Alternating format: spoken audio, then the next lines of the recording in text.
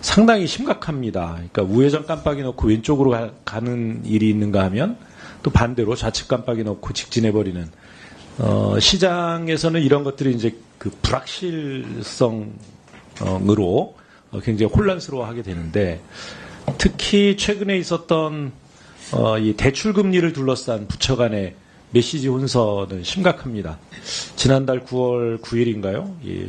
디딤돌 대출하고 버팀목 대출, 국토부 장관은 정책 대출이 집값 상승의 직접적인 원인이 아니다라고 하는 입장을 내놨습니다.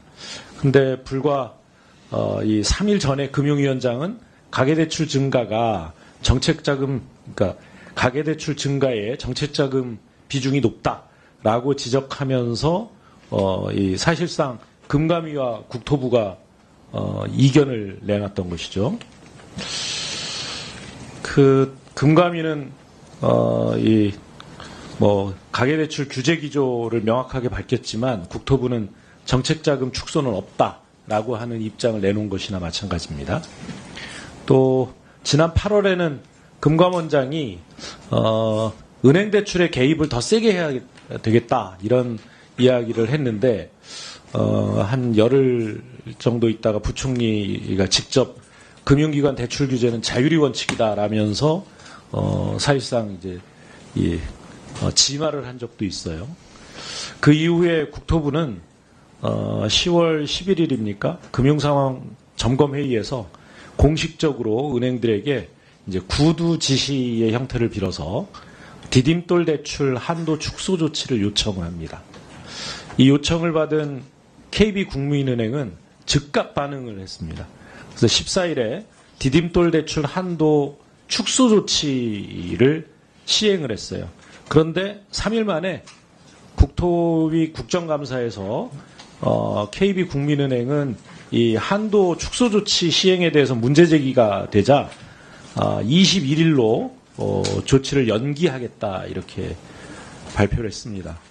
근데 그 다음날 바로 국토부는 디딤돌 대출 한도 축소를 잠정 유예하겠다. 주체마다 다 다릅니다. 시기마다 다 다르고. 또다시 닷새 후에는 디딤돌 대출은 시행은 하되 비수도권은 축소하지 않는다.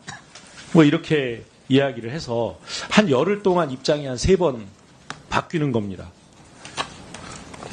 그리고 결국 24일 국토위 국감에서 국토부 장관은 이 디딤돌 대출 축소 정책이 오락가락한 것에 대해서 사과를 했고, 비수도권의 적용을 배제하는 방안, 이것을 포함해서 디딤돌 대출 개선 방안을 이른 시일 내에 발표하겠다라고 수습을 했습니다.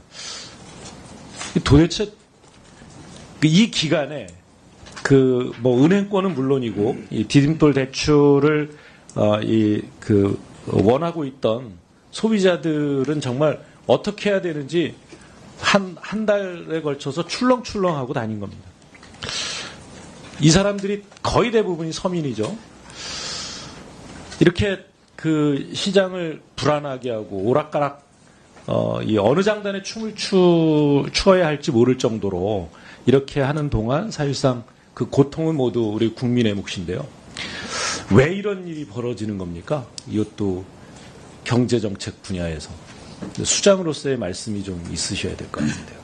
네, 지금 말씀드린 사례와 관련돼서는 일단 기본적으로 저희가 금융하고 경제정책을 제가 총괄하고 있기 때문에 일단은 오늘은 제가 송구스럽다는 말씀 너무 많이 드려가지고 좀 그렇습니다만 그렇게 생각을 합니다. 근데 지금 의원님 요 케이스는 사실은 저희가 가계부채를 관리하는 과정에서 사실은 좀 과도기적으로 나온 거라고 생각합니다. 무슨 말씀이냐면 큰 틀에서 정책대출 자체에 대해서 정책대출에 대한 어떤 관리가 이게 필요하다는 10초밖에 안 남아서 네. 한 말씀 드리겠습니다. 네네. 요즘 이제 우리 기획재정부가 기획은 없고 재정만 남았다 이런 소리를 듣는데 재정 권한이 있으면 그 재정에 관한 방안으로 조정이 가능해야 될까요?